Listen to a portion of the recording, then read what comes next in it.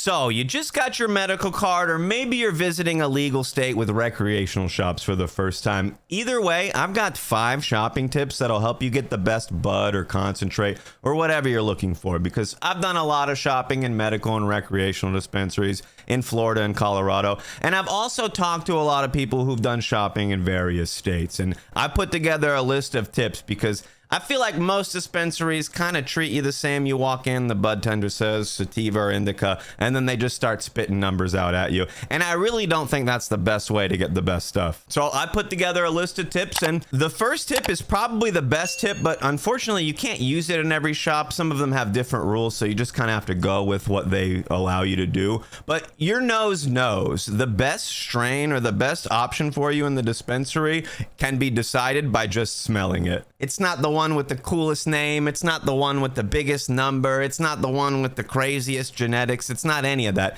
It's the one that smells the best. That's the one that's going to be the best for you. Your nose knows. Your nose is going to be able to pick up on all the terpenes, all the cannabinoids that your body wants. It's letting you know that, oh, bro, this is the one I need. It smells the best because this is the one that's going to do it. It sucks because in Florida, I can't really smell it. I can buy them all and then open them later and then smell them, and then I know which one smells the best. But before I buy it, I can't really smell it. But in Colorado, I would always just smell the jars. Some places have 40 jars. Some places have 7 or 8 options. But I would just go through and smell the jars. Whichever one smelled the best, that's the one I was getting. Sure, I like variety. I'd get a few that smelled good, but literally, like, the one that smells the best is the one that hits the best almost every time. Now, this applies to flower and concentrate. If a concentrate is extracted and they didn't add in terpenes, you're going to be able to smell what's in there. It might not work. This tip might not work to edibles because, like, does a brownie smell good? Was it freshly baked? Like, they're going to get you with something else. But on flower and concentrate, the one that smells the best is the best. So my second tip, and this one is a little bit tricky because I do talk about getting deals a lot, but not every sale is good. You don't want to get every deal. Things that I try to avoid are when a place has a ton of options, but only one strain is on sale. There's a reason just that one is on sale. Either they have a ton of it, or it was a bad batch and it's not very good, so they don't feel comfortable charging the same price as the other strains. But I've learned you can easily get burned by a deal. If something sounds too good to be true, if they're doing 75% off or something crazy you've never seen before, there's a reason why. And sure, it can be they just got a lot of extra supply. They haven't sold as much in the last few weeks, so they're just like swimming in flour. But sometimes they've just tried to charge too much for it month after month, and then they realize, like, man, these have been sitting here for like 8 or 9 months. Nobody's buying it. Well, they market the 50% off, and then you go just get like a really old, dusty, dry flower, and it's terrible. So just consider the deals. If places are known for doing deals, they do a wax deal every Wednesday and a cart deal every Friday or something like that, you're probably not going to get screwed. But I can't tell you, especially in Colorado, even at medical shops, how many times I just look on Weed Maps and I see a crazy deal, and then I go get it, and they got me, bro. I remember this one place I bought like 2 ounces of concentrate, and they had all these display grams that they showed you that looked really good. And I was like, there's no way this is about to be this cheap. And then I get it all home, and all the concentrate didn't look anything like the display grams. It was all terrible. And then they were like, oh yeah, sorry, we can't do returns on that one. The deal was too good. So some places are going to bait you with a super good deal. Just think, why is this so much off? If all the flour is on sale, it's maybe not so bad. But if it's just one option out of like 20 or 30, there's a reason that one's on sale. Another tip, and this is one of the only numbers that I really care about on the label. I don't really care about the percentages or anything like that, but the harvest date, okay? How long ago was it harvested? With the production at some of these places, they're huge. They got to move the stuff around. They got to get it tested. There's a lot going on. So sometimes the shops just end up with like really old bud. I don't always look at the harvest date. This tip is for me because I kind of got the other day. But when you don't check the harvest date, sometimes you're just getting like a year-old weed. Like, it's a year old. I got some stuff the other day and the harvest date on it was April. And I'm usually pretty good about looking at that. But my experience lately is some of this stuff just moves in and out of the store so quickly,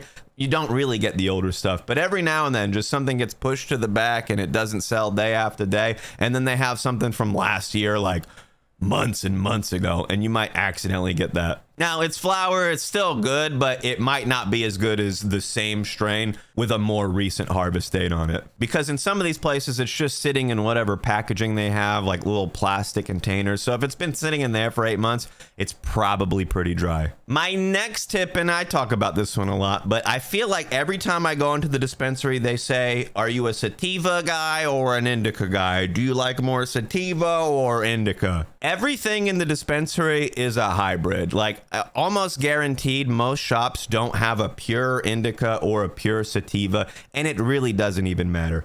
Everything is a hybrid. They don't even know. The bud tender doesn't even know. Most of the indica and sativa percentages were just assigned by the growers. It's just like made up numbers. Anytime you see 70% sativa, 30% indica, they're just making that up. That's not something you can measure. That's not something you can test. It's just like, well, this is what I think it is, so that's what we're going to label it as. Everything is a hybrid. They've just done so many crossing of strains over the years to get like bigger yields and bigger buds and frostier buds. They just keep crossing everything to where nowadays everything's basically a hybrid and nobody really knows what percentage indica or sativa. They're just kind of guessing. And when there's no way to measure it, that guessing sometimes is wrong. So just because they're saying one's an upper, one's a downer or whatever, I don't know how they tell you when you're in there, because I'm usually like, I'll take anything.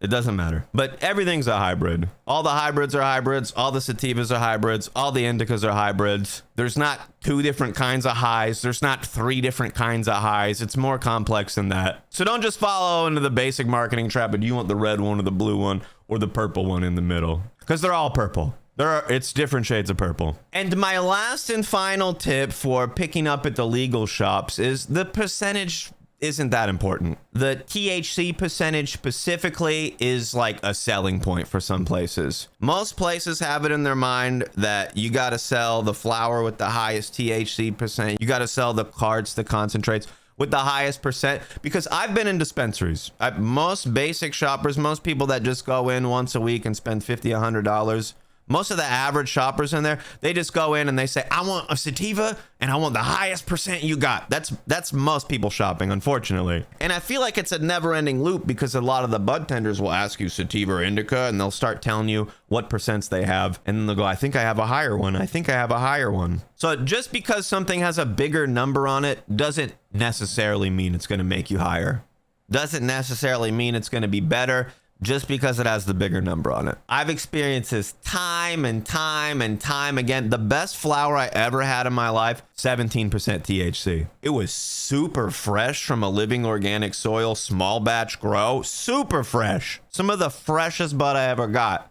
It was only 17%. So good. I can't tell you how many places you can go and just get like the crappiest bud you've ever seen, like doo-doo tier mids, and it says 30% on it, 33%, 29.8% on it. There's so much bud out there in the 30%, because there's a lot of people out there, they only want 30% or higher. They don't look at anything under. People are like, I don't buy anything unless it's 30% or higher, because I'm just wasting my blah, blah, blah, blah, blah. Like, they're just buying mids almost every time, guaranteed. There's so much bad bud out there with big numbers on it, and bozos are buying it. Now, I'm not saying that all of the bud with smaller numbers on it is better, but the number is really not the indicator that you think it is. So don't always feel like you got to get locked into the numbers. Like I said earlier, the most important number to me is usually the harvest date or the price. That's a pretty important number. If it's just way too much, I'm not going to get it. Those are my 5 tips for shopping. If you have any tips I missed, leave me a comment or tune into my Twitch stream. I go live after 9 p.m. Eastern for a smoke sesh, so come get high with me and shoot me some of your tips over there.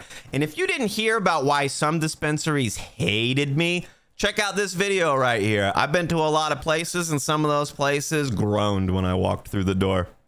Have a lit day, my dudes.